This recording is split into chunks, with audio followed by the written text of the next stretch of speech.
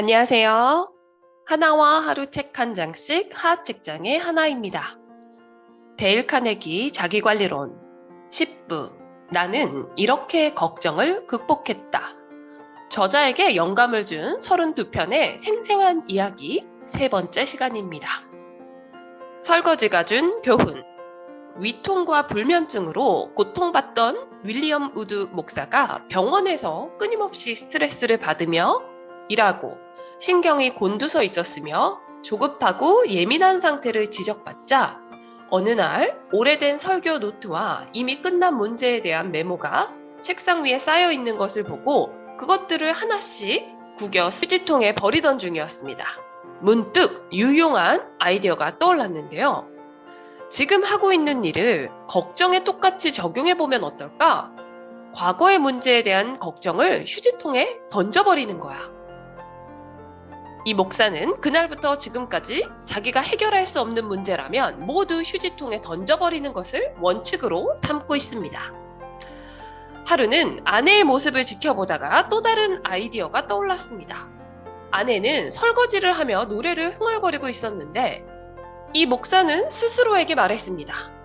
빌, 아내가 얼마나 행복해하는지 한번 보라고.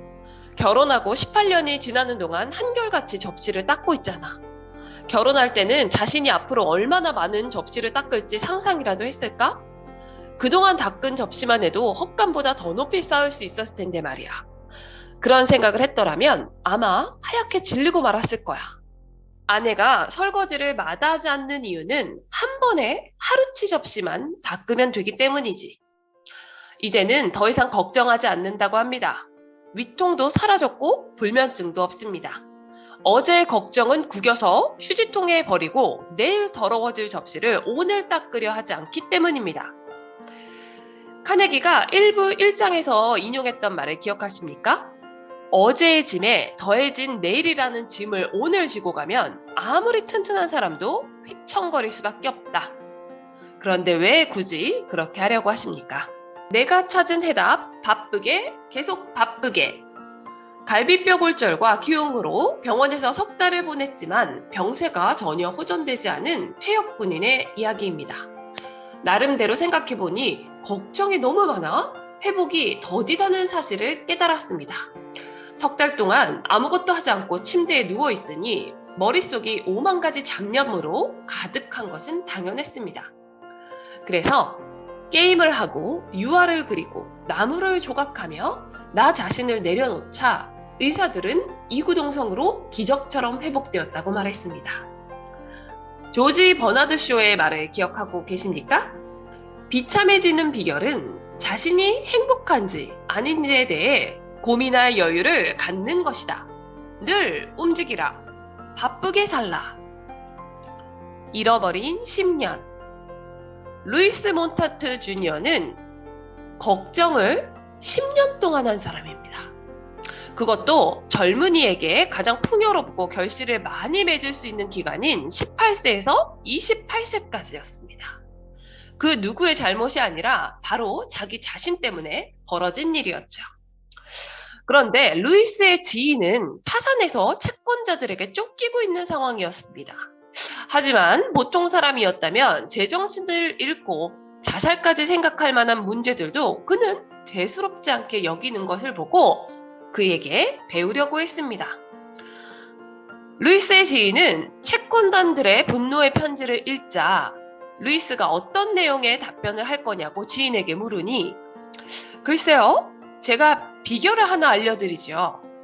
다음에 걱정거리가 생기면 종이와 연필을 준비하고 자리에 앉아 무엇 때문에 걱정하고 있는지를 자세히 써보세요. 그런 다음 그 종이를 책상의 오른쪽 서랍에 넣어두세요.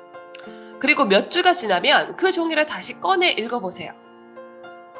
종이에 적힌 내용을 여전히 걱정하고 있다면 그 종이를 다시 그곳에 넣어두세요. 2주 정도는 그냥 거기에 놓아두세요.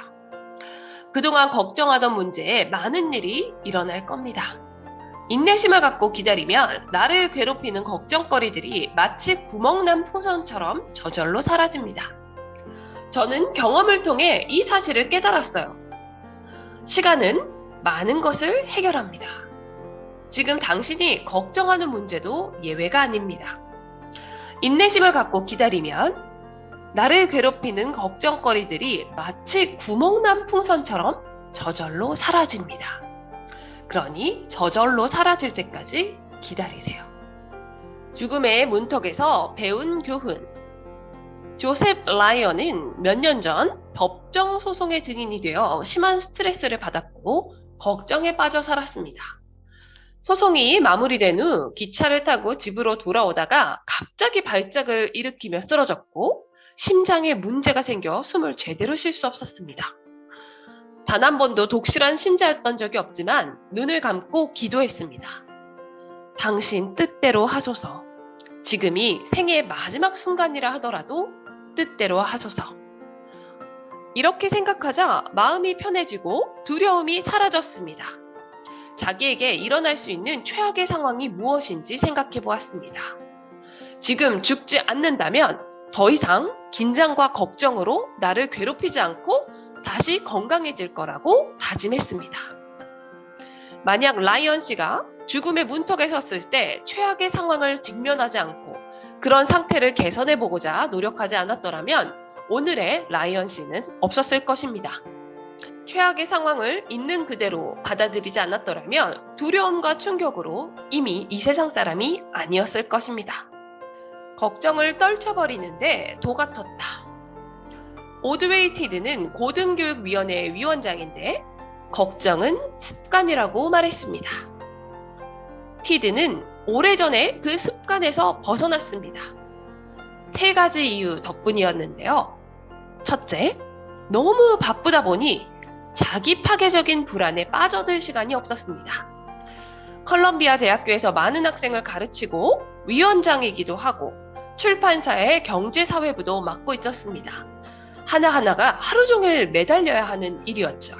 그러니 무의미하게 짜증을 부리거나 안달복달할 시간이 없었습니다. 둘째, 걱정을 떨쳐버리는데 도가 텄다. 일 하나를 마치고 다음 일로 옮겨가면 앞서 한 일에서 고민했던 문제는 모두 잊어버린다고 합니다. 다른 일을 하면 새로운 자극을 받고 기분도 전환됩니다. 이것이 휴식과 마찬가지입니다. 정신도 맑아집니다. 셋째, 일과를 마치고 사무실 책상을 정리하면서 문제도 함께 있는 법을 배웠다. 문제는 끝없이 이어지기 마련이다. 하나를 해결하면 또 다른 문제가 속출하며 계속해서 집중해야 합니다. 매일 밤 이런 문제를 가지고 집에 돌아가 전전긍긍 하다가는 건강을 해치게 될 뿐만 아니라 문제에 대처하는 능력에도 문제가 생기고 말 것입니다. 7부 4장에서 알아봤던 4가지 좋은 업무 습관을 오드웨이 티드는 잘 실천하고 있습니다. 걱정하다가 무덤 구경할 뻔했다. 코니 맥은 63년 동안 야구인으로 살았습니다. 수입은 보잘것없었고 특히 아버지를 여의고 어머니와 동생 둘을 부양해야 했던 코니 맥은 돈이 턱없이 부족했습니다. 걱정거리도 많았습니다. 코니 맥은 유일하게 7시즌 연속 꼴찌를 한 팀의 감독이었습니다. 8년 동안 800번이나 패한 감독이기도 했죠. 연패를 하고 나면 너무 걱정이 되어 먹을 수도 잠을 잘 수도 없었다고 합니다. 하지만 코니 맥은 25년 전 걱정을 그만두었습니다. 만약 그때 걱정을 멈추지 않았더라면 이미 무덤에 들어가 있었을 것이라고 말합니다. 코니 맥이 다음 규칙 덕분에 걱정을 극복할 수 있었습니다. 1. 걱정이 얼마나 쓸모없는 일인지 깨달았다. 2. 걱정은 건강을 해친다는 사실을 알게 되었다. 3. 앞으로의 게임에서 이기려고 계획을 세우고 실천하다 보니 이미 패한 경기를 두고 걱정할 시간이 없었다. 4.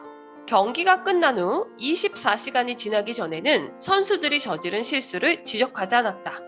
그때쯤이면 마음이 조금 누그러져서 실책도 크게 부각되지 않았고 침착하게 이야기를 나누다 보면 선수들도 화를 내거나 굳이 변명하려는 태도를 보이지 않았다.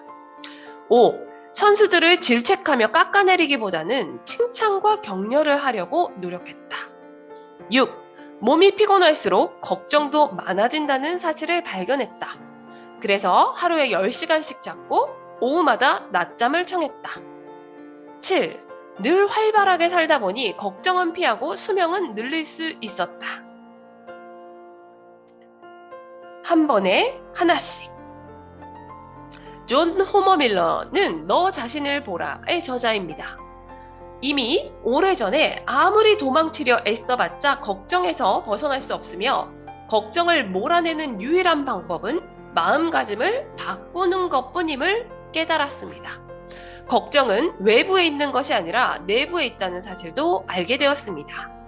세월이 흐르면서 걱정의 대부분은 시간만 지나면 저절로 해결되는 것을 경험했습니다. 존은 이렇게 말했습니다. 제가 보잘것없는 성공이나마 거두게 된 것은 하루의 일을 정하고 최선을 다해 그 일을 한 뒤 뒷일은 어떻게 되든 개의치 않았던 덕분입니다. 문제를 처리할 때 존은 아버지가 들려주신 말을 좌우명으로 삼고 있다고 합니다. 펜실베니아의 사냥클럽 문간에는 3장이 걸려 있었는데 그 속에 앵무새가 살고 있었다고 합니다. 앵무새는 유일하게 알고 있는 말을 되풀이했습니다. 하나씩, 여러분, 하나씩. 아버지는 문제를 이렇게 해결하도록 가르쳐 주셨습니다. 급박하게 처리해야 할 일과 끝없이 이어지는 업무 중에도 침착함과 평정심을 유지할 수 있었던 이유는 한 번에 하나씩 문제를 처리하라는 바로 그 말 덕분이었습니다. 하나씩, 여러분, 하나씩. 걱정을 극복하는 기본 원칙 하나를 다시 한번 만났습니다. 오늘을 충실하게 살아가라. 이것이 1부 1장의 이야기였습니다. 내 인생의 녹색 신호. 조셉 코터는 꼬마 때부터 청년기를 지나 어른이 되기까지 항상 전문 걱정꾼이었습니다. 조셉은 그동안 오늘만을 위해 살지 못했습니다. 어제의 실수 때문에 안절부절 못하고 미래를 두려워했습니다. 내가 어제 그토록 걱정했던 내일이 바로 오늘이라는 말은 수없이 들었지만 별다른 효과가 없었고 24시간 단위로 살아보라는 충고도 받았습니다. 내가 통제할 수 있는 유일한 날이 오늘이니 매일 주어진 기회를 최대한 이용해야 한다는 이야기도 들었습니다. 그렇게 하면 몹시 바빠져서 과거든 미래든 오늘 외에 다른 날은 걱정할 겨를이 없을 것이라는 이야기도 들었습니다. 무척 논리적이고 현명한 조언이었지만 삶에서 실천하기란 쉽지 않았죠. 어느 날 느닷없이 답을 발견했습니다. 노스웨스턴 기차역에서 친구들을 배웅하고 있었는데요. 눈을 돌려 기차의 바퀴 쪽을 내려다보니 커다란 신호기가 보였습니다. 신호기의 불빛은 노란색이었는데 잠시 후 신호가 밝은 녹색으로 바뀌자 기관사가 종을 울렸고 익숙한 소리가 들렸습니다. 탑승해주세요. 몇 초도 지나지 않아 커다란 열차가 움직이면서 3,700km의 여행이 시작됐습니다. 기관사는 자기가 그토록 찾던 해답을 제시해 주었습니다. 그는 녹색 불빛 하나만을 가지고 그 긴 여행을 시작했습니다. 아마 자기라면 여행 기간 내내 녹색으로 밝혀져 있기를 바랬을 것 같습니다. 물론 인생도 마찬가지 불가능한 일이죠. 하지만 지금껏 자기 인생이 그러기만을 원했던 것을 깨달았습니다. 기관사는 앞으로 마주칠 수 있는 문제에 대해 걱정하지 않았습니다. 아마 연착도 있을 것이고 속도를 줄여야 할 경우도 생길 것입니다. 하지만 그런 이유로 신호체계라는 것이 존재합니다. 기차 여행이 안전한 이유는 신호체계가 있기 때문입니다. 우리 삶에는 신호체계가 없을까요? 이 사람은 지금 아침마다 기도를 하며 그날을 위한 녹색 신호를 본다고 합니다. 이따금씩은 노란불을 보면서 속도를 늦춥니다. 때로는 빨간불이 보이면 내가 망가지기 전에 멈추려고 노력합니다. 붉은색, 푸른색, 당신의 마음에도 신호등이 푸릇푸릇한 녹색으로 출발하시길 바랍니다. 오늘의 인생 안전운전하십시오. 하하책장의 하나였습니다. 고맙습니다. 빵빵!